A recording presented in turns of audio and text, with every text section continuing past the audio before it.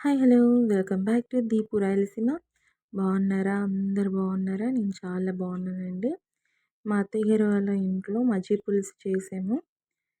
ఎలా చేశానో ఏంటో నాకు తెలియదు. అత్తయ్య చెప్తుంటే చేశాను. అత్తయ్య గారు చేశారు, నేను వీడియో తీసాను. సో ఎండలు చాలా ఎక్కువ ఉన్నాయండి. సంవత్సరం చాలా బీభత్సంగా ఉన్నాయి. బయటికి వెళ్ళొచ్చిన వాళ్ళు మన మీద ఫైర్ అవ్వకుండా ఉండాలి అని అనుకుంటే నాలా వంట రాని వాళ్ళు ఇలా ట్రై చేసేసేయండి. చాలా బాగుందండి. టేస్ట్ సూపర్గా ఉంది. ఒకసారి ట్రై చేయండి.